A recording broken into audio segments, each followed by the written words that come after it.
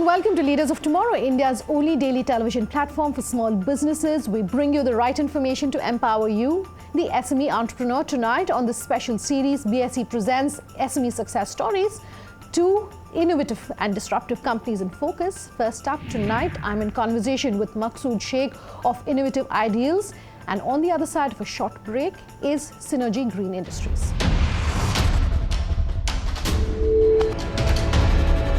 Our first SME success story tonight is Innovative Ideals and Services. They introduced the concept of home security at a time when there was no notion of why it was needed for residential complexes. They've moved on from them to become the #1 name when it comes to home security as well as commercial security, and innovating and disrupting in multiple areas as well. I spoke with Maqsood Shaikh of the company to understand how they're innovating and why it's perhaps necessary for businesses in their industry to look at listing. Take a listen. Maqsood, thank you very much for joining us here in studio. Thank you so much, Nanda. Talking about innovative and talking really about innovation, as your name suggests. So you are a company that is in the security space. You talk to both homeowners as well as to commercial businesses. So let's start by talking about your journey. You started at a time when there really wasn't much understanding of why you perhaps need so much security, why you need technology and security. What's that journey been like? Well, Sunanda, thank you very much for inviting me. I started my career in 93-94. I'm basically a telecom engineer. I worked for some period, and later on I realized that in security space I wanted to do something new, because I could see that the security was given the last priority, and I could see so much of potential in that. So I said, why not home security? Because most of the places which I could see during those times were more of commercial, and of course every family requires a security. So I thought, let's start working on it. So we went to Korea. I analyzed certain good products and got video door phone product, which is basically a visitor screening system. This is like you go walk into any good high-end apartments today and you'll find that security. And we are proud to say we are the people who introduced this concept in India. So we are the pioneers for this particular product. Well, so that was the reason I got it. Initially there were many challenges. People thought possibly that keeping a dog, an animal, a pet, or possibly keeping servants, that will secure them. But I know you must be going through your newspapers and finding it so many times that the servants at home are the main information carrier, and they are the main cause of causing security concerns. Sure. So later on, initially for first few years we had to struggle a lot. But later on, we got a good platform. Okay. And yeah. I will come back and talk about some of the challenges that you faced in this business and advice then that you have for our viewers. But I want to talk about the different verticals that you're present in right now. You started, like you're saying, with the video door phone. You also do fiber optics, and plus now you are in multiple different segments as well. Just break that down for us. Our journey started with video door phone, but later on we got into the other products as well, like automation. Today automation is must, like everything works on smartphone. Okay, so everybody wants to control their lights, their home, security, everything on mobile based apps, correct? So we got into that space about 6 years back, and we have been awarded being one of the first company getting into this space. So automation we started. Then we got into, when I say automation, or for that matter smartphone, what you require? A good bandwidth, internet, correct? That's the key point to any good premises or to the user, that you get a good bandwidth. And for that we got into fiber to the home. Fiber to the home means the fiber comes to the end point. As you see in the previous premises or previous whole buildings, you'll find many copper wires hanging around. Fiber replaces that. With a single fiber gives you all kind of options, like we call it triple play. When I say triple play, in one single fiber, you get a video, your what you call DTH or your cable TV, you get internet, and you get telephony. Sure. So one single wire, and with a good bandwidth, you can get multiple services at the same time. So we basically create infrastructure. It's a backbone of any good smart building or a smart office, correct? And now we are also partnering Reliance Jio and Tata Sky broadband for execution of the entire fiber to the home for the Indian market. We are right now focusing more on Mumbai and Pune, and we're creating a network for them. Okay. So with fiber, you get good internet, you get good HD transmission on video. Well, also you get a good clarity in terms of audio or video communication. Sure. You have a product for women's safety and security as well, and that's an innovation that you've just come up with. I proudly say we got an award for the product Arm Her, which we introduced about 5 years back. Today, women's security is a major concern. It's a burning subject. So we got this product Arm Her, which was a very good success. We got a product called Savior. Savior is a device where you just have to wear it as a watch or like a pendant. Okay, it has a SIM card and it has a GPS tracker as well. So in case of any kind of emergency or panic situation, the lady or the girl or the woman can just press the button, and within few seconds the call gets connected to 3 defined numbers with the GPS location. Sure. Why it is different? You will say, I have a mobile and I've got a panic switch in that, SOS. Well, when you are in a panic, correct, and somebody put guns against your head, you'll forget your name, forget about going through an app and opening it, correct? So the system should be that easy so that a person can immediately access it. We have one more product coming for senior citizen who basically stay alone away from the children. So that's the product which we are launching shortly. Okay. My broader question is in terms of how you're innovating. And you were talking about some of the products that you have for women's safety or for senior citizens. You're therefore anticipating a need even before perhaps that market exists. How are you doing that as a company? How are you deciding that these perhaps are some of the requirements of the market and innovating to come out with those products even before a market exists for it? First of all, to introducing any new concept, because a big challenge, because you require that experience to understand the need of the market. I travel a lot all over the world, trying to find out something new which can work for our society. And after finding the product, then we ensure that we give the right solution to the end user in terms of supply as well as after sales service. My question to you, Maqsood, more in terms of your approach and your thinking towards innovation. How are you as a company constantly innovating? How do you ensure that, it's a part of your fabric, it's a part of your name definitely, but how are you ensuring it's a part of your fabric and how are you approaching that? First of all, understand what are the needs of the industry, where are we heading, and considering that, I do a lot of homework in terms of thinking, understanding what product we can introduce and what solution we can offer to overcome this need. Like I said, we introduced videophone when there was no security for the residential market. We introduced automation when it was very initially started.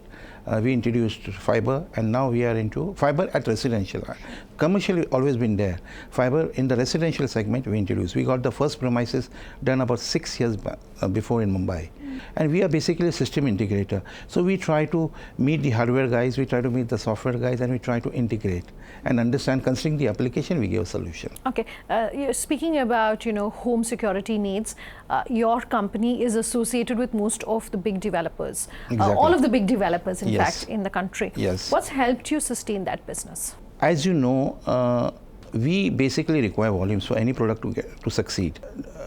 Last few years it's been very difficult, quite a good challenging for us, because the residential market or the real estate market, I would say, is not doing well, as everybody is aware. Yeah. So we could survive in terms of maintenance contract. Like when we provide a good product, we also ensure that the service backup is given. And during difficult times when our sales came down, the AMCs helped us a lot to give us the sustenance. Okay, that's one part of your business, but if you're speaking of fiber optic, I definitely need to talk about smart cities, and that's presenting a huge opportunity for private companies in India. What sort of an opportunity is it for you? When I say about a smart city or smart building, what do you mean by that? It's everything is automated, everything is based on the fiber backbone, correct? It requires a good bandwidth. The kind of potential what I could see is huge. I cannot put you in numbers, but the second big challenge what we face in terms of making any kind of smart building or smart cities is basically the running cost, which is a big challenge for the user as well. Sure. I'm also trying to understand if working with state governments is perhaps a revenue model for you. Well, it's a huge revenue model, but currently we are focusing more on the private institutions, because that's a huge potential, and there where we can see a bigger growth comparatively. Okay, we're coming to the end of this interview, but I want to talk about fundraising. You're a listed company. Yes. So my first question to you, as part of talking about the fact that you are a listed company, is why did you decide to list? Today, acquiring capital is a big challenge, and in today's market, it's a big challenge, I say. And capital market is the only solution I can see. If you don't be transparent, if you want to attract big capital, you need to develop the trust factor with your investors. Sure. Well, regarding the BSC, they're doing a fantastic job. So far, there are about 280 companies already listed till date. Sure. They have created 2,800 crore capital so far, and the market cap is about 20,000 crores. That's huge. And they have another 5,000 companies lined up. How did you prepare for listing? You need to have a good revenue and good returns, because the investor to come in, he has to actually see the good profits, correct? Fortunately, for last 3 years, we've been quite good. Our books are quite good and strong, so that was the best opportunity, and we got into that. Okay, as I'm closing this interview, any advice you want to give to your peers who are in this space? We started this conversation talking about some of the challenges that you faced, but I want to talk about how you've overcome those challenges and what your learning has been. So I would advise the promoters who are into this space to ensure that they focus more on the after-sales service, give the right solutions, and always ensure that they are on the right product, and always follow the technology. For the other promoters, get into the capital market. That's my sincere advice. Okay, wish you all the very best. Thank you so much, Sunanda, and thanks for inviting me. Not at all. Thanks for coming down, Maqsood. Okay. Time for a break. On the other side, Synergy Green Industries in focus tonight. That's our second SME success story. What does the company do and why are they in focus tonight? Much more when we come back. Just stay tuned.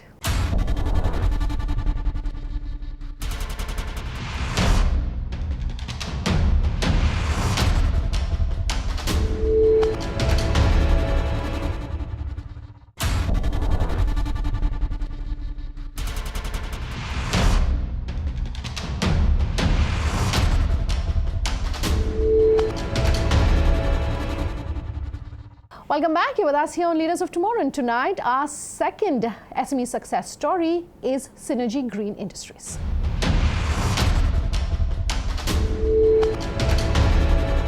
What does it take to be a leader as far as the wind and mining industries are concerned? One such company, Synergy Green Industries, is a leader when it comes to castings for both these industries, amongst many others.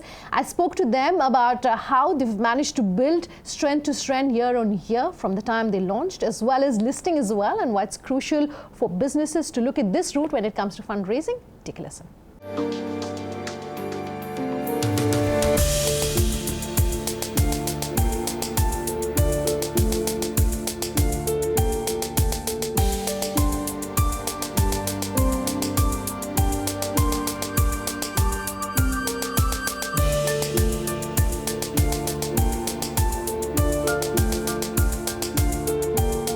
Mr. Reddy, thanks very much for speaking with us here on the show. Let's start talking about your business. You provide, I understand, machining, shot blasting, painting, quality inspection, packing and dispatch of quality metal casting services, amongst others. So just give us a sense of how you really got started in this business and how really the market, according to you, is sort of panning out. We have started this unit, foundry business. This is promoted by Shivakar Brother Group, which is more than 100 years old in the industry. Sure. And this is one of the state of the art in the country. We are mainly catering to the wind turbine, gearbox and mining and the plastic injection products. And within a short span of time, we were able to get good reputation for our products because of our world-class infrastructure. As of today, if you look at, we have got 5 largest customers in the world, leading customers are working with us. One of the key requirement for them is the sustainability of the organization actually. The sustainability includes the safety, the ethical practices and growth, corporate governance. Speaking of sustainability, how important is it for companies like yourself to contribute to climate protection, and how crucial is it really in terms of the kind of business and the work that you do, and also what's your long-term vision, if I can ask you? One of the important cost-effective solution for our customers is the right quality and delivering the products in right time, of course with a competitive price. The quality is the biggest cost for our customers actually. So to meet these expectations, the first thing what we have done in our plant is we put state-of-the-art infrastructure in our plant actually. So to meet these expectations, the first thing what we have done in our plant is we put state-of-the-art infrastructure in our plant actually. We try to avoid as much as possible the human dependency actually. Due to that, we are able to achieve very good consistency and good quality every time. So that is one of the key things. Apart from this, since we have gone for a good amount of automation, we are able to get very good cost optimization. Our productivity is far better than Indian companies. So if I have to benchmark, average Indian company will be producing at the rate of 1 or 2 metric ton per man per month. We are able to produce around 5 metric ton per man per month. After this expansion, our productivity is expected to grow further up to 10 metric ton per man per month, which is almost going very close to the European standards actually. Cost is definitely a huge factor for any company, no matter how small or big you are. I want to sort of pick your brains at this point and ask you how companies ensure that without compromising on things like safety or the cost of operations, but also maintaining their margins, but also maintaining their costs, how do the two sort of pan out? During last 4-5 years, we have grown 40% plus, and we are able to see the similar kind of growth trajectory for next at least 5 to 10 years actually. But recently, the last 1 or 2 years, there are a lot of policy changes within China, and due to that, majority of the demand is getting shifted to India actually. So we are having a very good opportunity going forward. Innovation is the other thing which is very crucial and is at the heart of every business, no matter what industry you're in, what your size is. And my question to you is how you're innovating, whether it's coming to production or marketing, what you're really keeping in mind, how important really innovation is for you. See, one of the key strengths of our organization is doing the things in innovative way actually. Synergy is the first company to come out innovatively to do the automation for the large size castings actually. Particularly if you go into the molding section, we'll be in the top 10 in the world for doing the automation actually. So we see a lot of opportunity. Today, biggest challenge in the foundry industry is dependent on a lot of skills of the people actually. So we're trying to convert this art of manufacturing the casting into science by the way of the technology and innovations. You listed on the BSE platform, and my question is if you can use that to talk to our viewers about what your experience has been like there. BSE SME is really a fantastic platform. In fact, MSME is the backbone of the India's business actually. And there is no doubt in anyone's mind that India's economy is going to move from 2.5 trillion to 10 trillion actually. In that, SME is going to contribute a lot. So a company like Synergy is a very good platform to go and list and generate the funds and utilize this opportunity actually. If you have to grow conventionally as an entrepreneur, it's not an easy job without having a proper accessibility for the funds. Sure. It's very difficult to grow actually. Then you lose the opportunity, someone else will be doing it actually. So we see entering into this listing space is going to give very good growth momentum for us, and going forward we should be able to at least the mid-cap size companies we should be able to reach very soon actually. I want to talk about how crucial technology is when it comes to your core business, how you're using it, and what advice you'd have for our viewers. We are producing the castings for a very critical applications like wind industry, mining and all those kind of things.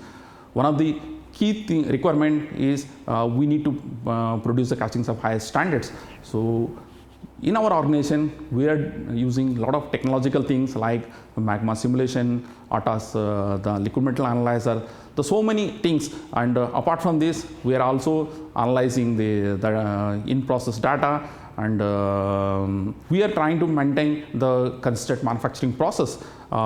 Many foundries in country tried to produce these parts, but they were not successful in producing these parts because they have not used the proper technology actually. So we could succeed in achieving this goal. That's how we are able to attract so many good customers all across the world. The government has, of course, been talking about Make in India across industries, and what sort of benefits are you seeing from there? How are you tying into that? As a part of the Make in India policy, one of the biggest benefit what we got is China is a very matured and grown market. Our biggest competitor is China actually. There used to be a lot of cheap dumping was happening in the country. Indian government came forward and put a lot of anti-dumping duty on these such kind of cheap imports and trying to protect the Indian companies and also promote Make in India policy. This is the biggest advantage we got through the government policy actually. And the second thing is now with this IPO funds, we are planning to go for an expansion. Till yesterday, we had 15,000 tons per annum capacity. Going forward, post-expansion, we are trying to take it up to 40,000 tons per annum. So this capacity, we should be able to convert into the numbers in the next 2 to 3 years. Okay, let's close this interview by asking you to leave us with any future plans that you might be willing to share. See, the current year, we are growing almost 50% with respect to the previous year revenues. And next year also, we should be able to grow minimum 50-60% actually. We have got a very good order book. In fact, we are seeing the biggest challenge is in handling the customers. The kind of demand standing in front of us is much larger than what we can buy it actually. For example, next year, if you look at the order book, if I can execute, I can take up to more than 300-350 crores of business standing in front of us. But the biggest challenge is the execution, what I could see actually. So moving from a 15,000 ton capacity, doubling or tripling overnight is not an easy challenge. So because one is adding facilities is one part. Sure. The second thing is people, team building and developing the products and converting it to the output is a slightly time-taking process actually. So considering this situation, we could see at least 40-50% growth in the next 3 years we are able to see. We are aiming to cross 400 crores revenue in the next 2 to 3 years time. We should be able to cross this revenue. We were talking about innovation earlier, and I want to talk also about manufacturing and what sort of investments you've made into the manufacturing space. One of the key things for any businesses, whether it is a big, large organization or medium or a small organization, ethical and innovative organizations are going to sustain. I don't see any challenge for the business opportunities because India is a growing country. So most of the things are going to happen in India only. So we are having a fantastic opportunity. One who is going to adhere to these kind of principles. Apart from this, the safety standards. In fact, recently I have come across one customer. See, if you can maintain highest level of safety standards, then there is no depth of business for you. So I could see the tremendous amount of opportunity. Not just concentrating on the business, you look at the way you do the business is also going to be equally important for us actually. Mr. Reddy, thanks for your time here on the show. All right, that's our show tonight. If you have any feedback for us, we love hearing from you. Here's how you get in touch. leadersoftomorrowtimesgroup.com is our email ID. Get in touch with us on social media. On Twitter, I'm at Sunanda_J. On Twitter, we are also at LOT_ET now, which is our official Twitter handle. Reach us on Facebook, Leaders of Tomorrow on ET Now. Thanks for watching. Have a good night.